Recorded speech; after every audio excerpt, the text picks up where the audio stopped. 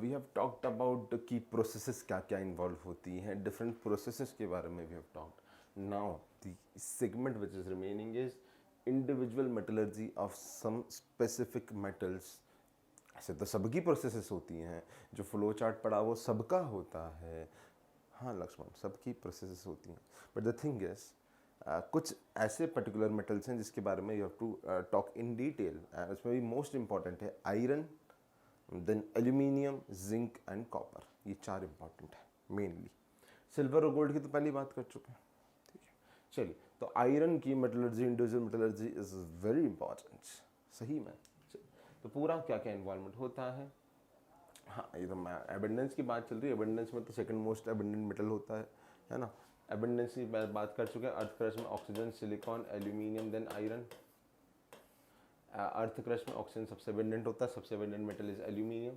Second most abundant metal is iron. D block का सबसे abundant है आयरन.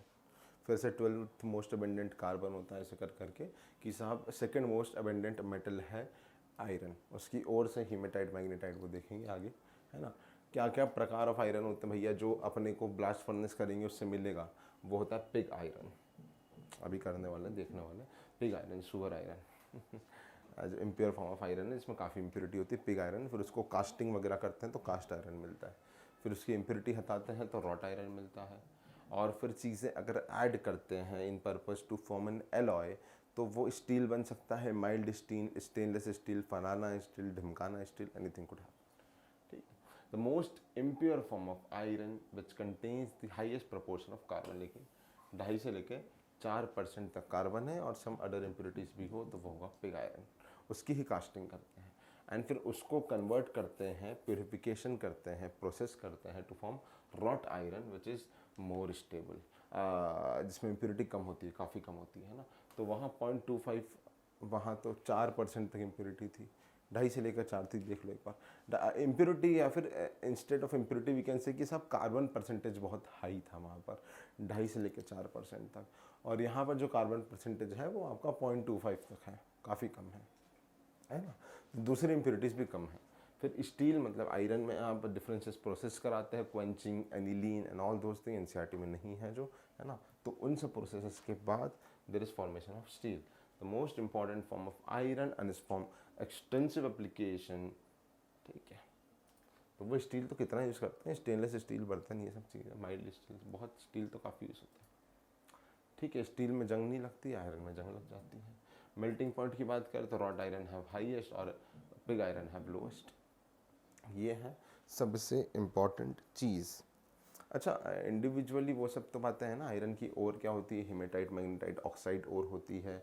उसका जो आप पहले तो चीज़ें सेम ही होती है कि लविगेशन, मतलब पहले तो आयरन की ओर में ग्रेविटी सेपरेशन तो आप तकरीबन हर किसी में कर लेते हो, ग्रेविटी सेपरेशन में कोई दिक्कत नहीं है. आयरन की ऑक्साइड ओर्स होती हैं और वो मैग्नेटिक भी होती हैं.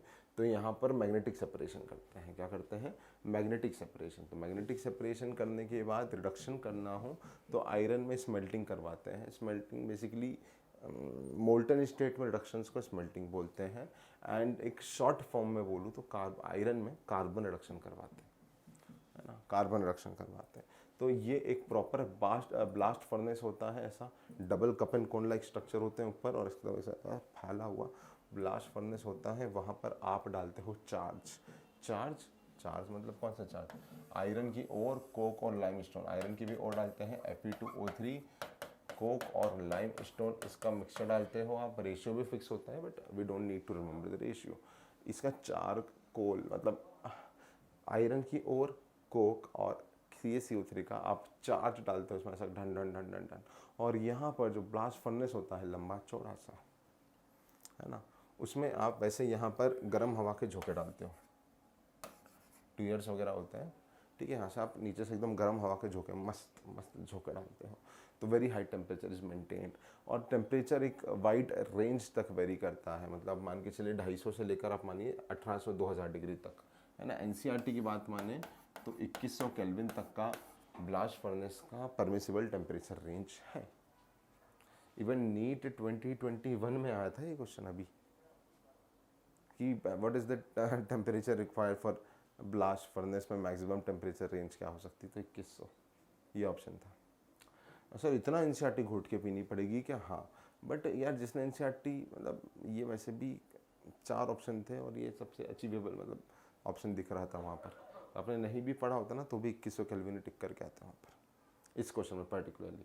तो ऐसे डिफरेंट डिफरेंट जोन्स होते हैं, zone of combustion, zone of fusion, zone of slag formation, zone of reduction.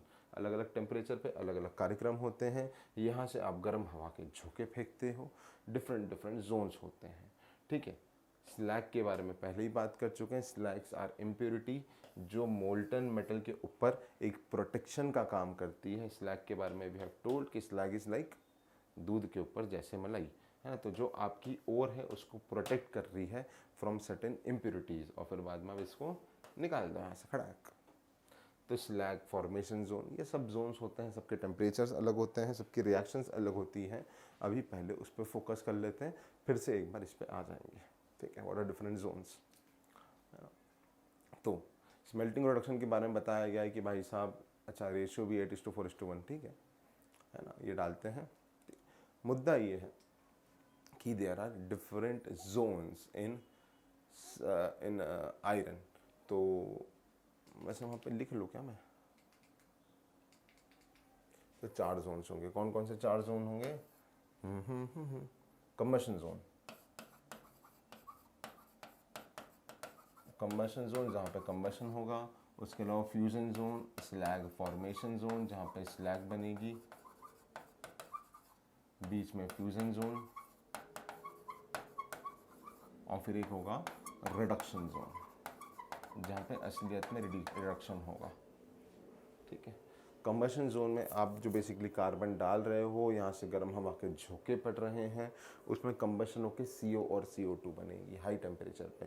Fusion का मतलब है कि साहब आपका जो आयरन रिड्यूस होकर जो आयरन बना है वो लिक्विड फॉर्म मोल्टन फॉर्म में चल जाए तो फ्यूजन जोन। स्लैग फॉर्मेशन मतलब जो इम्प्योरिटी है उसका स्लैग बनाना है स्लैग फॉर्मेशन में। और रिडक्शन मतलब आयरन ऑक्साइड को जब आप रिड्यूस करा रहे हो वो। सर समझ हमें कछु नहीं आया, तो अभी समझाया ही कहाँ, अभी तो सिर्फ we have written the headings, ठीक है। अब डिफरेंट डिफरेंट जो जोन्स होते हैं मित्रों, let's focus on each individual zone. The slow zone of combustion 1500 से लेकर 1600 डिग्री सेंटीग्रेड, 16,000 सेल्सियस, 1500 से लेकर 1600 डिग्री तक जो जोन है वो कंबशन जोन है। मतलब कार्बन ऑक्सीजन कंबाइन होके CO और CO2 बनाएंगे। काफ़ी नीचे होगा डेफिनेटली ना, इतना हाई टेम्परेचर तो नीचे ही होगा। कार्बन और O2 ने मिलकर CO बनाया, एक्सोथर्मिक रिएक्शन है। और फिर CO2 भी बना सकते हैं, वो भी एक्सोथर्मिक रिएक्शन है। तो CO और CO2 का फॉर्मेशन हो रहा है कंबशन जोन में, जिसका टेम्परेचर रेंज है 1500 से 1600 degree centigrade in combustion zone, ठीक है। फिर द जोन ऑफ फ्यूजन 1200 से 1500 डिग्री सेंटीग्रेड में जो आपका आयरन है वो फिर मोल्टेड आयरन में कन्वर्ट हो जाता है। It is just above the zone of combustion. Here the iron melts and trickles down in the earth while the slag being lighter floats over the metal. As I told, दूध के ऊपर जैसे मलाई, तो slag is उसके ऊपर float करेगा molten metal के बीच में, मोल्टन मेटल के ऊपर, and it prevents the further oxidation of iron, further reaction of iron को वो प्रिवेंट करेगा स्लैग, है ना। तो जोन ऑफ हीट एब्जॉर्प्शन या फिर जोन ऑफ स्लैग फॉर्मेशन, तीसरा जोन क्या, पहले कंबशन था, फिर फ्यूजन था, फिर स्लैग फॉर्मेशन का जोन है जहाँ पे स्लैग बनेगा। अब स्लैग कैसे बनता है? स्लैग बनाने के लिए आपकी जो इम्प्योरिटी है, इम्प्योरिटी में आप डालते हो फ्लक्स, तो इम्प्योरिटी में जब फ्लक्स डालोगे तो स्लैग बनेगा मोल्टन मेटल, है ना। जैसे सपोज आयरन में बात करूँ तो आयरन में जो इम्प्योरिटीज़ हैं वो SiO2, P2O5 इनकी इम्प्योरिटीज़ होती हैं। अब इम्प्योरिटी की बात करें तो SiO2 is non metal oxide, तो नॉन मेटल ऑक्साइड मतलब एसिडिक इम्प्योरिटी है। तो एसिडिक इम्प्योरिटी में आप डाल दो बेस, बेस मतलब मेटल का ऑक्साइड, यहाँ पर डाल देते हैं मेटल का ऑक्साइड एज अ बेस, तो ये बना लेते हैं स्लैग, ये SiO3, है ना। As I told you molten slag बन जाता है। तो यहाँ पर स्लैग फॉर्मेशन जोन, फिर उसको आप निकाल दो। तो SiO2 की जो इम्प्योरिटी है, अगर इम्प्योरिटी एसिडिक है तो उसमें फ्लक्स डालेंगे बेसिक, ताकि रिएक्शन होके स्लैग बन जाए और वो निकल जाए। But when the impurity is basic the flux added is acidic, it's as simple as that, ठीक है, तो ये जो है वो 1000 डिग्री के आसपास होता है। This is the middle part of the furnace, hence the CO2 ये कहाँ से आ गया, ठीक है। ये तो ठीक है, मुद्दा है अपना स्लैग फॉर्मेशन। स्लैग फॉर्मेशन वाला मुद्दा है, तो स्लैग फॉर्मेशन की बात करें तो SiO2 और CO ने मिलके स्लैग बनाया है। ओके ओके, अच्छा ये भी तो एक चीज़ है ना, CaO बना कहाँ से, CaO तो था ही नहीं आपके पास। तो जो आपने लाइम स्टोन डाला है CaCO3, लाइम स्टोन को जब आप नियरली 1000 डिग्री के आसपास हीट करते हो, सेम टेम्परेचर रेंज है ना, लाइम स्टोन को आप नियरली 1000 डिग्री के आसपास हीट करते हो तो it is converted into CaO and CO2। और तो जो ये CaO है वो SiO2 के साथ कंबाइन होके CaSiO3 बना दिया, CaSiO3 बना दिया, है ना। चलिए, it is a main flux. Now let's talk about zone of reduction, which is the fourth zone, जो 750 डिग्री तक चलता है, 700 डिग्री के अप्रॉक्सीमेटली जोन ऑफ रिडक्शन होता है। तो यहाँ पर CO आता है, मतलब CO is a main reducing agent. आप ऊपर से क्या डालते हो, ऊपर से आपने डाला Fe2O3, Fe2O3 के साथ CO डाला तो CO तो ऑक्सीडाइज हो जाएगा, CO2 में Fe2O3, 3 दूनी 6/2 +3 वाला पहले बनाता है Fe3O4, मतलब 8/3। फिर Fe3O4 वाला फर्दर रिड्यूस होके Fe3O4 वाला फर्दर रिड्यूस होके FeO बनाता है, मतलब +2, और FeO वाला फर्दर रिड्यूस होके आयरन बनाता है। NCO या फिर carbon is being oxidise and these are being reduced, ठीक है। तो Fe2O3, Fe3O4, Fe3O4, FeO, FeO, Fe +3 से 8/4, 8/3, +3 से 8/3 से +2 से 0। ये है आपका जोन ऑफ रिडक्शन, ठीक है। It is near the top of the furnace and the calcined ore is reduced by iron. अच्छा, कैल्सिनेशन करते हैं तो बताया नहीं ना मैंने, हाँ। ऑक्साइड ओर है तो जो आप मैग्नेटिक सेपरेशन वो सब करा के आए हो, उसके बाद कैल्सिनेशन कराओगे, बिकॉज ऑलरेडी ऑक्साइड ओर है तो डायरेक्ट हीट करो। ऑक्साइड नहीं होती, सल्फाइड वगैरह होती तो आप रोस्टिंग कराते प्रेजेंस ऑफ एयर में। कैल्सिनेशन के साथ कैल्सिन्ड ओर लाए, रिड्यूस करवाया आपने, है ना, और फिर आपने स्टेप बाय स्टेप रिडक्शन करवा के Fe बनाया, ठीक है, Fe बना दिया। एंड 710 डिग्री के नीचे CO is the main reducing agent, as we have mention that CO is the main reducing agent, ठीक है। रॉट आयरन कैसे बनाते हैं, ठीक है, वो तो जो पिग आयरन बना। अब एक बार और रिवाइज कर लेते हैं। आप ऊपर से चार्ज लेके आए, जो चार्ज में क्या होता है, कैल्सिन्ड ओर, जो कैल्सिनेशन के बाद आपकी ओर है उसमें कार्बन और CaCO3 लाइमस्टोन का मिक्सचर आप लेके आए, खटाक मिक्स कर दिया 8:4:1, जो भी रेशो है मिक्स करके आप इधर लाए, खटाक खट खट खट। ये क्या है, ब्लास्ट फर्नेस और कुछ थोड़ी है भाई, ब्लास्ट फर्नेस में आप लाए double cup and Coke like structure है। यहाँ पे नीचे से एकदम गर्म हवा के झोंके पड़ रहे हैं, ठीक है। तो जो आपकी ओर आ रही है वहाँ से जो चार्ज आ रहा है, इधर अलग अलग टेम्परेचर रेंज है ना, अलग अलग जोन्स हैं। सबसे हाई टेम्परेचर वाला जोन क्या होगा, जोन ऑफ कंबशन। तो जो आपका कार्बन ऊपर से गिर रहा है, इधर से गर्म हवा के झोंके at very high temperatures, that will be converted into CO and CO2।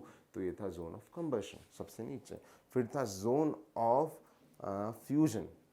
उसमें क्या हो रहा था कि जो आपका आयरन सॉलिड था, that is being converted to, that is being melted to molten iron. तो उस टेम्परेचर में जो आपका ऊपर से आयरन बन के आ रहा है रिएक्शंस के द्वारा, रिडक्शन के द्वारा, रिडक्शन आफ्टर रिडक्शन जो आपका आयरन बन के आ रहा है, that particular iron is being converted into iron liquid या फिर मोल्टन आयरन।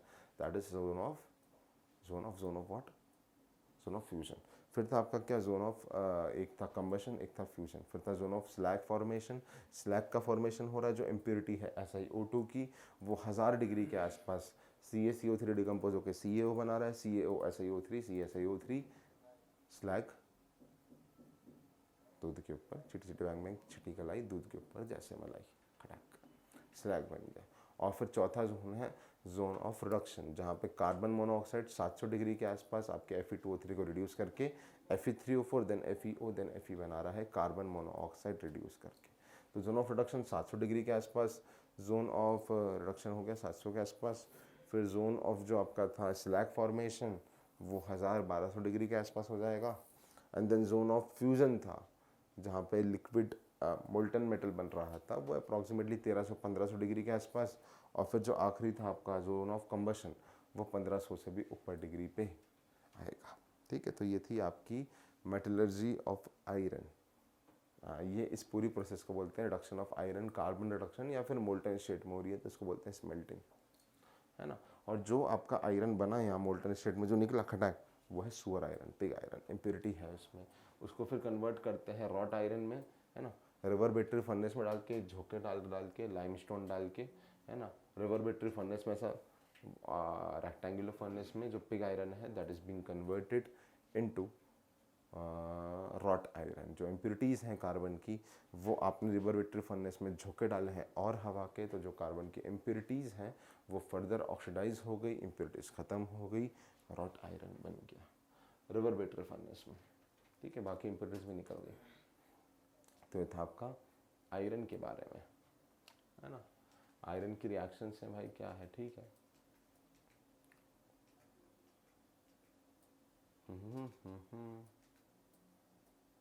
ये क्या आयरन ही है क्या? हाँ आयरन ही है। तो आयरन की अपन ने बात करी, ठीक है। ये ऑल दो ठीक है, अभी देख लेते हैं। तो आयरन को पहले आपने क्रशिंग या ग्राइंडिंग करा, जो बड़ी सी उसकी हेमेटाइट, मैग्नेटाइट, सिडेराइट कोई सी भी और लेके आए आप, उसको क्रशिंग ग्राइंडिंग करा, पल्वराइजेशन, मैग्नेटिक सेपरेशन इधर करवाते हैं, है ना। डिपेंड करता है और मैग्नेटिक है कि नहीं। ये ग्रेविटी सेपरेशन तो हमेशा करा देते हैं, कोई दिक्कत वाली बात नहीं। Gravity separation and magnetic separation कराया, ठीक है। फिर अगर सल्फाइड और सल्फाइड बच रहा है तो रोस्टिंग करवा लो, और अगर सल्फाइड नहीं है, जैसे आयरन की बहुत सारी और हो सकती है ना, Fe2O3 हो सकती है, Fe3O4 हो सकती है, FeCO3 हो सकती है, FeS हो सकती है। सल्फाइड और है तो रोस्टिंग कराओ, अदरवाइज कार्बोनेट ऑक्साइड के लिए आप कैल्सिनेशन कराओ, कोई दिक्कत ही नहीं है ना। फिर आपने आयरन रिडक्शन, आयरन को कार्बन रिडक्शन या फिर मोल्टन स्टेट में स्मेल्टिंग कराई, पिग आयरन बना, और पिग आयरन के बाद आपने उसकी रिफाइनिंग कराई, है ना। पिग आयरन को आपने बेसिकली रिवर्बेटरी फर्नेस में डाल दिया, हिमेटाइट वगैरह की प्रेजेंस में, रॉट आयरन बन गया, दैट्स प्योर आयरन, शुद्ध आयरन बन गया। तो ये थी मित्रों आपकी आयरन की metallurgy, and it is very very and very important. ठीक है, चलिए आयरन से स्टील बनाते हैं, वो मैंने हटा दी है। चीज़ें क्यों हटा दी हैं? क्योंकि नॉट वेरी इंपॉर्टेंट। एनीलिंग होती है और क्वेंचिंग होती है, थ्रेडिंग और चीज़ें होती हैं, not important as NCERT point of view. नहीं तो क्या होता है, उस चक्कर में आप ब्लास्ट फर्नेस भूल जाते हो, but blast furnace is very important, very very and very important. ठीक है, now let's focus on second metal. पहला था आपका individual metallurgy of iron. Now let's talk about individual metallurgy of copper. इतने detail में नहीं है बट थोड़ी सी बातें हैं, है ना। कॉपर को बेसमेरिक कन्वर्टर में डालते हैं, है ना। मोल्टन मट्ठे, मोल्टन मैट जो होता है वो CuS और Cu2S और Fe का मिक्सचर होता है, ठीक है। इसको डालते हैं बेसमेरिक कन्वर्टर में। अब एक मिनट सुनिए, पहली बात क्या है कि कॉपर की ओर क्या है। कॉपर की ओर CuFeS2, प्रिंसिपल ओर है CuFeS2। तो CuFeS2 तो पहले आपकी सल्फाइड ओर है, तो पहले आपने क्या करवाया होगा? हाँ, क्रशिंग एंड ग्राइंडिंग तो डेफिनेटली कराई होगी भाई। क्रशिंग ग्राइंडिंग तो हर किसी की होती है। फ्लोटेशन, पहले आपने फ्लोटेशन कराया होगा कंसंट्रेशन के लिए, बिकॉज इट इज सल्फाइड और आयरन में सल्फाइड नहीं थी, फ्लोटेशन नहीं हुआ था।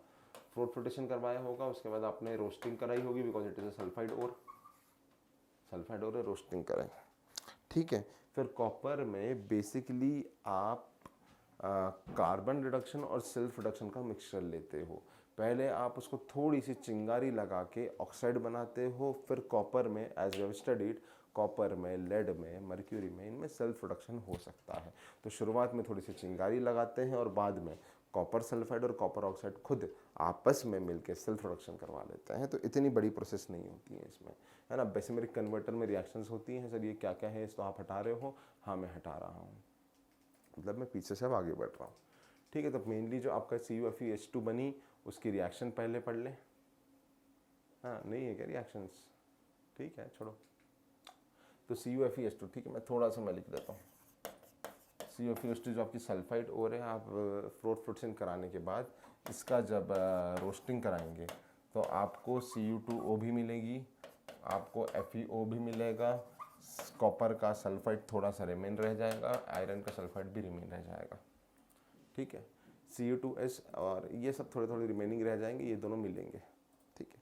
अब आप क्या चाहते हो, आप ये चाहते हो कि जो कॉपर का सल्फाइड है उससे और कॉपर का ऑक्साइड मिले और दोनों आपस में रिएक्ट करवा के सेल्फ रिडक्शन करवा लें। दोनों आपस में रिएक्ट करवा के क्या करा लें, सेल्फ रिडक्शन करवा लें। तो Cu2S प्लस Cu2O आपस में रिड्यूस होकर कॉपर बना लें और ऑक्सीडाइज होकर सल्फर, ऑक्सीडाइज होकर SO2 बना लेगा। तो this is the process of self reduction, है ना।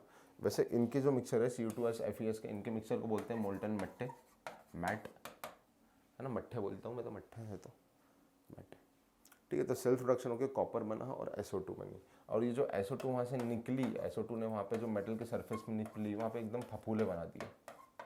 फफूले नहीं बनते ऐसे कभी, एकदम फुंसी टाइप बड़े बड़े, तो कॉपर ने फफूले बना दिए, ब्लिस्टर्स, है ना। तो वो बना इम्प्योर कॉपर जो बना उसको बोलते हैं ब्लिस्टर कॉपर, क्योंकि वहाँ पे SO2 के ब्लिस्टर्स हैं। तो इतनी सी बात है, CuFeS2 का आपने कैल्सिनेशन रोस्टिंग कराया तो ये सब बने, और फिर ये बनने के बाद सेल्फ रिडक्शन करवा लिया बेसमेरिक कन्वर्टर में, कॉपर और SO2 बन गया। बाकी तो इधर उधर की कहानी है कि भाई इन दोनों के मिक्सचर को मेट बोलते हैं, ये सब वो सब, है ना। तो कैसे क्या हुई है वो दे रखी है भाई, देख लो बेसमेरिक कन्वर्टर में, है ना, ठीक है। तो अब यहाँ आपका मेन मुद्दा है कॉपर, मामू इस कॉपर। तो कॉपर अगर आपका मामू है, मेन मुद्दा है, तो फिर आपको आयरन एज ए इम्प्योरिटी हटानी पड़ेगी। आयरन एज ए इम्प्योरिटी हटा दो, ठीक है। तो आयरन को एज ए इम्प्योरिटी अपन हटाएंगे। The molten copper is poured off in sand molds. As it cools up, it gives up dissolved sulfur dioxide, which forms blister on the surface of the metal. As the metal thus obtained is called as a blister copper, and it contains nearly 98% of copper. ये important चीज़ है भाई साहब, आप पूरा flow chart देख लो। जो copper की ओर है आपकी, वो है copper pyrite CuFeS2, crushing and grinding करवाया। फिर उसके बाद सल्फाइड ओर है तो फ्लोटेशन करवाया, कंसनट्रेशन, है ना। और फिर फ्लोटेशन करवाने के बाद कंसनट्रेटेड ओर को आपने रोस्टिंग कराया, because it is a sulphide ore. Roasting कराई रिवर्बरेटरी फर्नेस में, रोस्टिंग हो गई। फिर इसके बाद आपने उसको ब्लास्ट फर्नेस में भेज के स्मेल्टिंग कराई।